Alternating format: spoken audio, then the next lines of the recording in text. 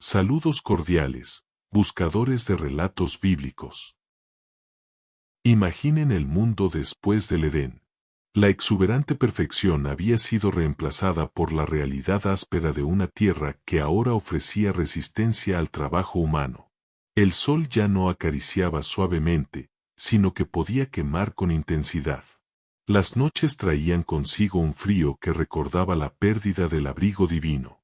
Adán y Eva, los primeros habitantes de un paraíso sin dolor, ahora conocían el cansancio, la preocupación y la sombra persistente de su desobediencia. En este nuevo y austero mundo, donde cada día era una lucha por la supervivencia, la esperanza tomó forma con el nacimiento de sus hijos. Caín, el primogénito, llegó como una promesa de continuidad, un brazo fuerte para trabajar la tierra ingrata. Abel, el segundo, quizás trajo consigo una dulzura, una gentileza que contrastaba con la dureza del entorno. Sin embargo, en el silencio de su crecimiento, sin el ejemplo de otros seres humanos, las semillas de un conflicto único e inimaginable comenzaron a germinar. ¿Cómo se relacionaban estos dos hermanos, los únicos representantes de la humanidad en ese momento? ¿Compartían un vínculo inquebrantable o las diferencias en sus naturalezas y sus labores ya comenzaban a crear una sutil distancia? La historia que estamos a punto de explorar, el relato de Caín y Abel en el Génesis, capítulo 4, no es solo la historia del primer asesinato, es una profunda reflexión sobre la naturaleza humana, la envidia, la ira y las consecuencias del pecado que se extienden mucho más allá de las puertas del Edén, marcando el inicio de una historia humana marcada por la fragilidad y la violencia. El nacimiento y las ocupaciones de Caín y Abel. Caín, cuyo nombre resonaba con la idea de posesión, de echar mano y adquirir, se vinculó íntimamente con la tierra. Para él, el mundo era un campo de batalla constante, una lucha contra la resistencia del suelo que se negaba a dar su fruto fácilmente. Cada surco arado era un testimonio de su esfuerzo físico, cada cosecha, una victoria arduamente ganada. Su conexión con la tierra era pragmática, centrada en la necesidad de sustento. ¿Cómo era su temperamento? ¿Era impaciente, quizás frustrado por la dureza de su trabajo? ¿Veía en la tierra solo una fuente de lucha o también encontraba en ella una forma de realización? Abel, cuyo nombre sugiere una naturaleza más efímera, un aliento que se desvanece, encontró su sustento y su conexión con el mundo en el cuidado de las ovejas. Su labor requería paciencia, observación y una comprensión intuitiva de las necesidades de su rebaño. Los pastizales se convirtieron en su hogar, el balido de las ovejas, su melodía constante. Era Abel de naturaleza más contemplativa, encontrando paz en la tranquilidad del pastoreo. ¿Desarrolló un vínculo emocional con los animales a su cuidado? Su mundo era uno de vida y vulnerabilidad, donde la protección y el cuidado eran esenciales. A medida que los hermanos maduraban, esta diferencia en sus vidas y sus labores pudo haber creado una brecha sutil entre ellos. Sus perspectivas del mundo, moldeadas por sus experiencias diarias, eran inherentemente distintas. ¿Compartían sus alegrías y frustraciones? ¿Comprendían realmente el mundo del otro? En este aislamiento temprano de la humanidad, la dinámica entre estos dos hermanos sentaría un precedente, aunque trágico, para las complejas relaciones que vendrían.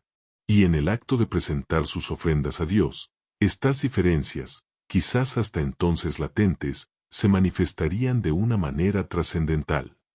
Las ofrendas y la ira de Caín.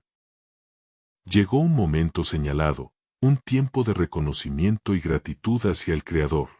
Caín, con la determinación propia de quien trabaja la tierra para sobrevivir, reunió una porción de sus cosechas. Quizás eligió lo que le pareció suficiente, sin detenerse a considerar si era lo mejor de su labor. Su ofrenda, aunque fruto de su esfuerzo, carecía quizás de la dedicación y la reverencia que merecía el acto de presentarse ante Dios. Abel, por otro lado, seleccionó cuidadosamente lo mejor de su rebaño. Los primogénitos, las crías más saludables y sin defecto, fueron llevados ante el altar, un sacrificio que representaba no solo su sustento, sino también su corazón agradecido y su reconocimiento de la provisión divina. En este acto aparentemente simple, se manifestaba la profunda diferencia en la actitud de los dos hermanos hacia Dios y hacia el fruto de su trabajo. Y el Señor miró con agrado a Abel y a su ofrenda. Una señal inequívoca de aceptación descendió, quizás una columna de humo que ascendía directamente al cielo o una luz cálida que envolvía el sacrificio de Abel. Pero hacia Caín y su ofrenda no hubo tal manifestación. Un silencio elocuente, una ausencia de reconocimiento divino que cayó sobre Caín como un golpe helado. En ese instante, la semilla de la envidia, que quizás había estado latente, germinó con una fuerza virulenta en su corazón. ¿Por qué su esfuerzo no era suficiente? ¿Por qué la labor aparentemente más humilde de su hermano era más valiosa a los ojos de Dios? La injusticia percibida lo consumió, y una ira profunda y amarga comenzó a nublar su juicio. Su rostro se contrajo en una mueca de resentimiento, sus ojos se oscurecieron con la furia, y en su interior, un torrente de pensamientos hostiles comenzó a tomar control. Viendo la peligrosa espiral en la que Caín estaba cayendo, el Señor, en su infinita misericordia, se acercó a él con una pregunta que ofrecía una oportunidad para la reflexión y el arrepentimiento. ¿Por qué te has ensañado, y por qué se ha demudado tu rostro? Si bien hicieres, ¿no serás enaltecido? Y si no hicieres bien, el pecado está a la puerta. Con todo esto, a ti será su deseo, y tú te enseñorearás de él. Dios le reveló la naturaleza insidiosa del pecado, personificándolo como una bestia salvaje y hambrienta, esperando el momento de abalanzarse sobre él y dominarlo por completo. Pero en esta seria advertencia, también resonaba una promesa de esperanza. Caín tenía la capacidad, la libertad dada por Dios, de resistir esa oscura inclinación, de elegir el camino del bien y ser aceptado. ¿Comprendió Caín la gravedad de esta encrucijada? ¿Luchó internamente contra la creciente marea de su ira, o ya se había entregado a sus destructivos impulsos? La respuesta a esta pregunta sellaría el destino de ambos hermanos. El fratricidio. Y dijo Caín a su hermano Abel, salgamos al campo. En estas simples palabras se ocultaba una intención siniestra, un plan nacido del odio y la envidia. En la soledad del campo, lejos de la mirada de sus padres y de la presencia directa de Dios, Caín dio rienda suelta a la bestia que lo dominaba. Se levantó contra su hermano Abel, aquel con quien había compartido la infancia, la mesa y el hogar, y en un acto de violencia primario y brutal, le arrebató la vida, derramando la primera sangre humana sobre la tierra. El silencio que siguió debió ser ensordecedor, un testimonio mudo de la tragedia que acababa de ocurrir, la inocencia perdida para siempre. El encuentro con Dios y la maldición de Caín. Entonces el Señor preguntó a Caín, ¿dónde está Abel tu hermano? La pregunta resonó en el silencio del campo, una acusación tácita. Y Caín respondió con una negación fría y desafiante, no sé. ¿Soy yo acaso guarda de mi hermano? Esta respuesta cínica reveló la profundidad de su endurecimiento, su intento de evadir la responsabilidad de su terrible acto. Pero la sangre de Abel, la vida que había sido injustamente cegada, clamaba a Dios desde la tierra, un testimonio silencioso de la injusticia cometida. Y el Señor dijo, ¿qué has hecho? La voz de la sangre de tu hermano clama a mí desde la tierra.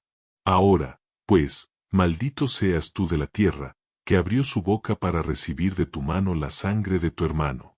Cuando labres la tierra, no te volverá a dar su fuerza, errante y extranjero serás en la tierra. El juicio de Dios sobre Caín fue una consecuencia directa de su pecado, alterando su relación con la tierra que trabajaba y condenándolo a una vida de desarraigo y soledad, marcado por su terrible crimen. Y dijo Caín al Señor, grande es mi castigo para ser soportado. He aquí me echas hoy de la tierra, y de tu presencia me esconderé, y seré errante y extranjero en la tierra, y sucederá que cualquiera que me halle, me matará. En su desesperación, Caín reconoció la magnitud de su castigo, el peso de su culpa y el temor de enfrentar la justicia de otros hombres. Entonces el Señor le respondió, ciertamente cualquiera que matare a Caín, 7 veces será castigado.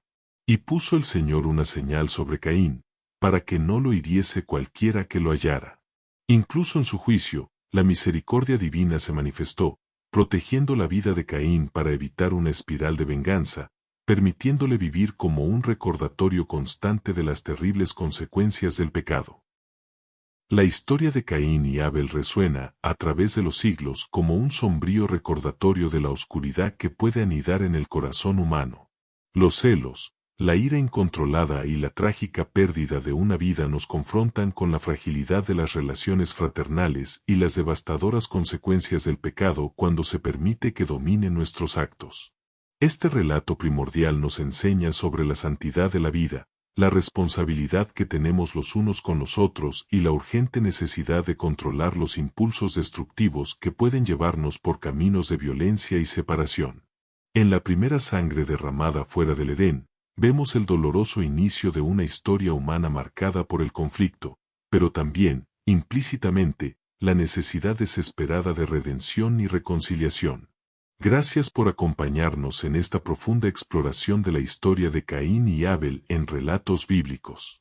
Si esta reflexión sobre la naturaleza humana y las consecuencias del pecado fraternal les ha conmovido, los invitamos a suscribirse a nuestro canal para seguir descubriendo las lecciones atemporales de las Escrituras.